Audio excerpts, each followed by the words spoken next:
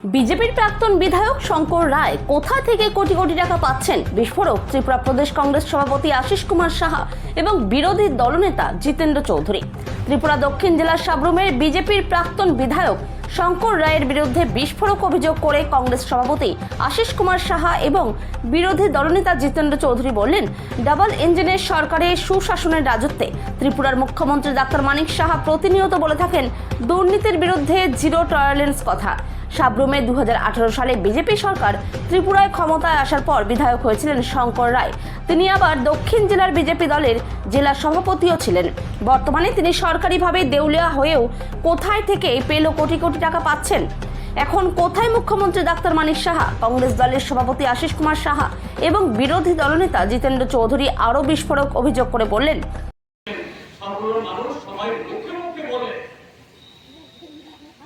সে দেউলিয়া কন্ট্রাক্টর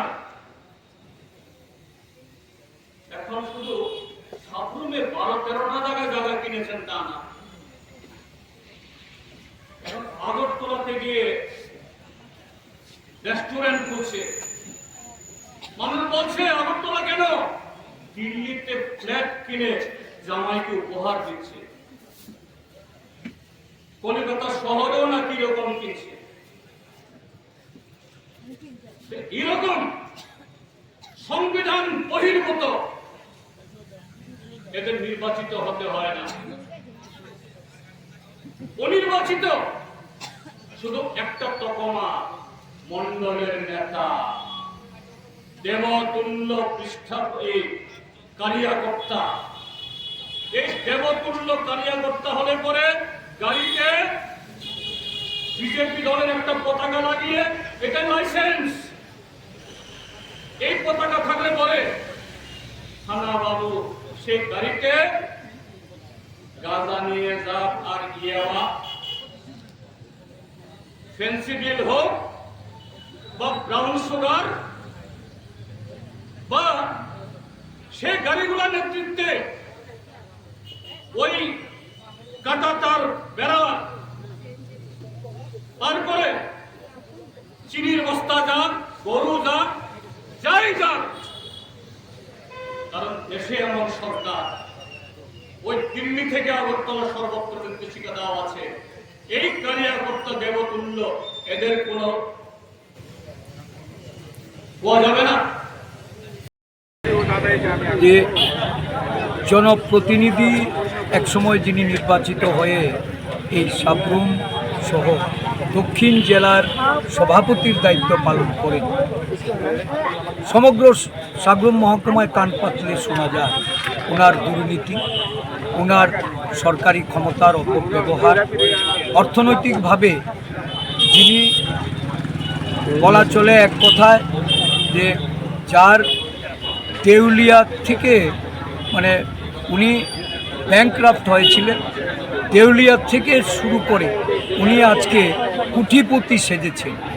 ওনার পরিবারের সদস্যরা আজকে বেশ কিছু জায়গার মালিক, বেশ কিছু অর্থনৈতিকভাবে বিভিন্ন প্রতিষ্ঠানের মালিক হয়েছেন এবং এই অঞ্চলে একটা বড় ধরনের এই দুর্নীতির খবরে জনমনে ক্ষোভ বিরাজ করছে। আমাদের যিনি এখানে বিজিত প্রার্থী, আমাদের এই সাব্রুম মহকুমা থেকে গত নির্বাচনে পরাজিত হয়ে যাকে এই অঞ্চলের মানুষ যাকে প্রত্যাখ্যান করেছে, দুর্নীতির খবর আজকে প্রতিটা জায়গায় জায়গায় আমরা এটা প্রত্যক্ষ করছি।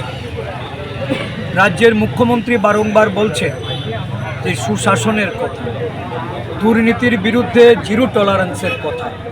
রাজ্যের মুখ্যমন্ত্রী বলছেন যে যারাই অন্যায়ের সঙ্গে লিপ্ত তাদের বিরুদ্ধে উপযুক্ত ব্যবস্থা নেবেন, কিন্তু দুর্ভাগ্যজনকভাবে আজকে বলতে হচ্ছে এটা শুধু রাজ্যের একজন মুখ্যমন্ত্রীর সাধারণ মানুষকে এইসব কথা বলে বিভ্রান্ত।